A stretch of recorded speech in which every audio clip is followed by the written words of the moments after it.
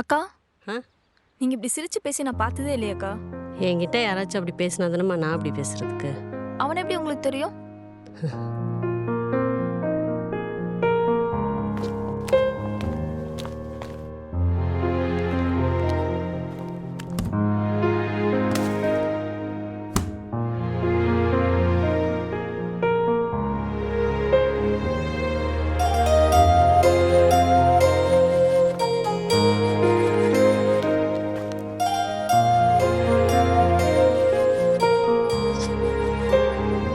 கஷ்டத்தை சொல்கிறதுக்கு நான் யாரும் தெரிஞ்சுக்க வேண்டியதில்லை.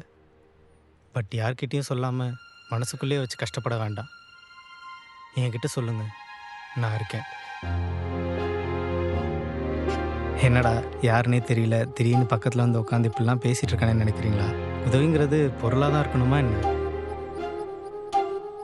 என்ன சொல்லி என்ன போகுது தம்பி? இங்கேயே பிறந்து இங்கேயே வளர்ந்து சொந்த ஊர்லேயே யாருமே இல்லாமல் தனியாக இருக்க கஷ்டம் சொல்லவே முடியல. பெத்த பொண்ணுக்கே என்ன பிடிக்கல தம்பி. நான் பார்க்குற வேலை பிடிக்கலையா, அதனால் அவள் ரொம்ப அசிங்கப்படுறாளாம். அவள் ஃப்ரெண்ட்ஸ் எல்லாம் அவளை கிண்டல் பண்ணுறாங்களாம்.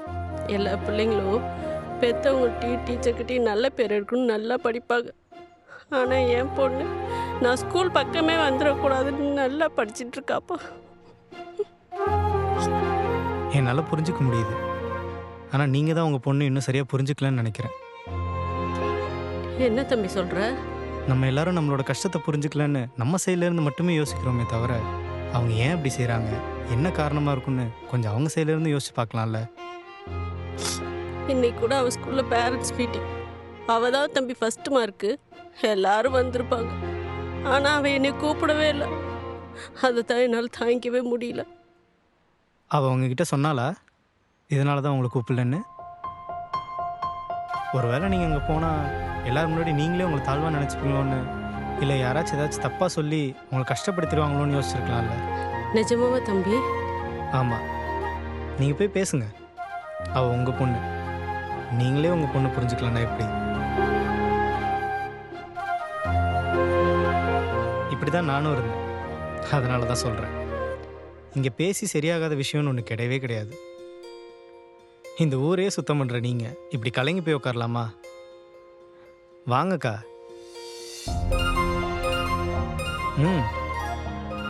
அட வாங்கக்கா.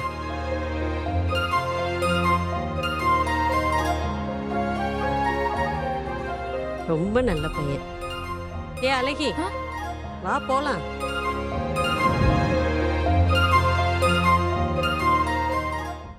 அங்காடிக்குள் புகுந்து நீ எடுத்துக்கொள்ளடா.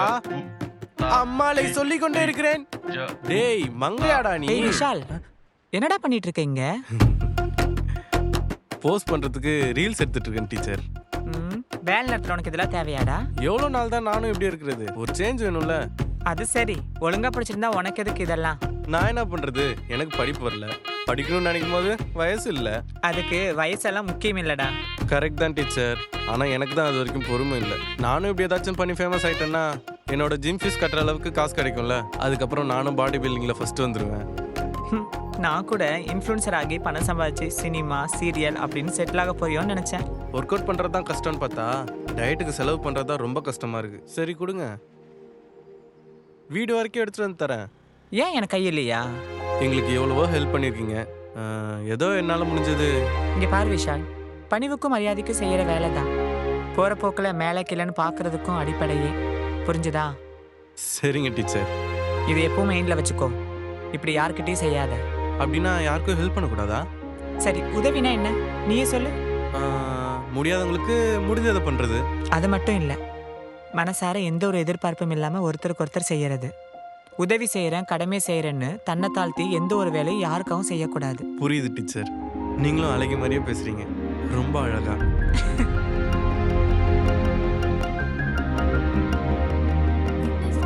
இதெல்லாம் இதுக்குள்ள போட்டிருக்காங்க.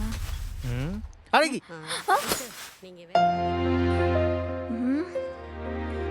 இப்ப என்ன வேணும் உனக்கு? எதுக்கு என் பின்னாடியே வந்துட்டு இருக்க? ஏங்க நான்லாம் உங்கள் பின்னாடி வரல, நீங்கள் தான் நான் போகிற இடத்துலலாம் முன்னாடி இருக்கீங்க. சரி தெரிஞ்சவங்களாச்சேன்னு கூப்பிட்டேன். எனக்கு யாரையும் தெரியாது, தெரிஞ்சுக்கவும் வேண்டாம். இருந்தாலும் நீங்கள் ரொம்ப தாங்க ஸ்ட்ரிக்டாக இருக்கீங்க. நான் அப்படிதான். சரி அட்லீஸ்ட் ஃப்ரெண்ட்ஸாவாச்சும் பேசலாம்ல. எனக்கு இருக்கிற ஃப்ரெண்ட்ஸே போதும். அப்புறம் நான் வேற என்னதாங்க செய்யறது? நானும் பாவம் இல்லையா? பா, உனக்கு பாவம் பார்க்குற அளவுக்கு நான் ஒன்றும் அவ்வளோ பெரிய ஆள் கிடையாது. ஆளே மூஞ்சி. ஏங்க? என்னடா உனக்கு? ஆ, ஐயோ அழகி, என்னாச்சு? ஐயோ பாட்டில். ஓ, இதுல யார் போட்டது? அறிவே இல்லாம. விடுங்க, நான் பார்த்துக்கிறேன். ஏங்க ரத்தம் போயிட்டு இருக்கு, பாத்துக்கிறேன்னு சொல்றீங்க? ஒரு நிமிஷம் இருங்க, வரேன்.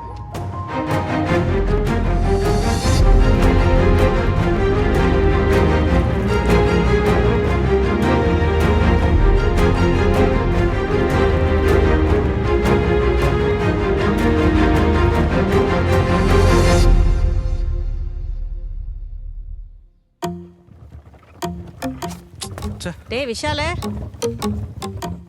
என்னாச்சுடா? ஏன் உன் மூஞ்சி இப்படி இருக்குது? ம் அழகி இன்னும் வரல? என்ன கேட்டா? அவளுக்கு தான் இப்போ புது ஃப்ரெண்ட்ஸ் வந்துட்டாங்கல்ல. டேய், அவளுக்கு நம்மளை விட்டா யாரா இருக்கா? நம்ம தான் அப்படி நினச்சிட்டு இருக்கோம். ஆனால் அவ அப்படிலாம் யோசிக்கல. சரி சரி, நீ சீக்கிரமா சாப்பிடு, இல்லைன்னா இப்படிதான் புலம்பிட்டு இருப்ப. அக்கா, என்னதான்டா உன் பிரச்சனை? உங்களுக்கே தெரியும்லக்கா, அழகி எனக்கு எவ்வளோ பிடிக்கும்னு. இது வரைக்கும் நாங்கள் தனித்தனியாக சாப்பிட்ருக்கோமா? ஆனால் இப்போ டேய், என்னடா ஆச்சு? என்னன்னு சொல்லி தொலை. அந்த டீச்சர் வீட்டில் ஒருத்தர் இருக்கான்ல. யாரு? அக்ஷய் தம்பியா? ஆ, அவன்தான்.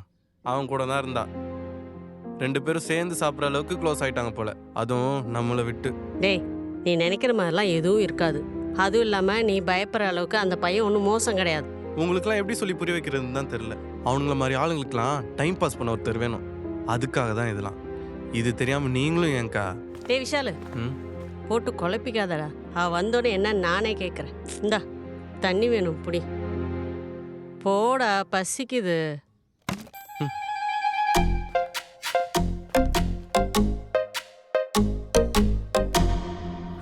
டீச்சர், நீங்க வேலையை முடிச்சுட்டு வாங்க, நான் வெளியே நிக்கிறேன். தேவி உள்ள வான்னு சொன்னேன். டீச்சர், இந்தா, எப்படி இருக்குன்னு சொல்லு. நல்லா இருக்கா? சூப்பரா இருக்கு டீச்சர். ம், என்ன விஷயம் சொல்லு. பாப்பாவை காலேஜ் சேர்க்கணும்ல. ம், என்கிட்ட கொஞ்சம் பணம் இருக்கு, ம். ஆனா அது பத்தாது டீச்சர். அதனால இந்த நகையை வச்சுட்டு ஏதாவது பணம் ஏற்பாடு பண்ணி தர முடியுமா? ம். என்ன தேவி இதெல்லாம்? ஏன் டீச்சர், ஏதாவது தப்பா கேட்டேனா? ஆமா, கொஞ்ச நேரத்துல 3வது மணி சாக்கிட்டல்ல. என்கிட்ட கேட்கறதுல உனக்கு என்ன தயக்கம்? இதுல காதல கடக்கிற எல்லா நகையும் கலட்டிட்டு வேற வந்திருக்க. எனக்கு வேற என்ன பண்றதுன்னு தெரியல டீச்சர். இதை கடைக்கு எடுத்து போனா கடைக்காரன் இது உன்னோட தான் சந்தேகமா கேட்குறான். இது எனக்கு அவர் ஆசாசியா வாங்கி கொடுத்தது. இது அவர் ஞாபகமா இத்தனை வருஷம் பத்திரமா வச்சிருந்தேன். ஆனா இப்போ பொண்ணு படிப்புன்னு வரப்போ எனக்கு வேற வழி தெரியல. அது இல்லாம நான் வேலை பார்க்குற இடத்துல இந்த மாதிரி ஜிமிக்கியெல்லாம் போட்டுட்டு இருக்கேன்னு நாக்கு மேல பல்ல போட்டு என் காது படவே தப்பு தப்பா பேசுறாங்க டீச்சர். அதனால இது எனக்கு வேணாம். என்ன தேவி, யார் யாரோ சொல்றதெல்லாம் கேட்டா நம்மளால நிம்மதியா வாழ முடியுமா? கரெக்டு தான், ஆனால் பொண்ணோட படிப்புக்கு பணம் தேவைப்படுது. ஏன் கஷ்டம் என்னோட போகட்டும் டீச்சர். இங்க பாரு, நான் இருக்கேன், நான் பாத்துக்கிறேன். உன் பொண்ணோட படிப்புக்கு நான் கேரண்டி. போதுமா? ரொம்ப நன்றி டீச்சர். கையெழுத்துல கும்பிடக்கூடாது. இனிமேல் கை கொடுத்து நன்றி சொல்ல கத்துக்கோ, சரியா? Thanks teacher. நாளைக்கு உன் பொண்ணு படிச்சு நல்ல வேலைக்கோ இல்ல பெரிய அதிகாரியோ ஆனா எனக்கு ஹெல்ப் பண்ண மாட்டியா என்ன? என்ன டீச்சர், இதெல்லாம் நீங்க கேட்கணுமா? சரி, இரு, சாப்பிட்டு போ. இல்ல டீச்சர், வேலை இருக்கு, நான் கிளம்புறேன். நான் சொல்றேன்ல, சாப்பிட்டு தான் போகணும்.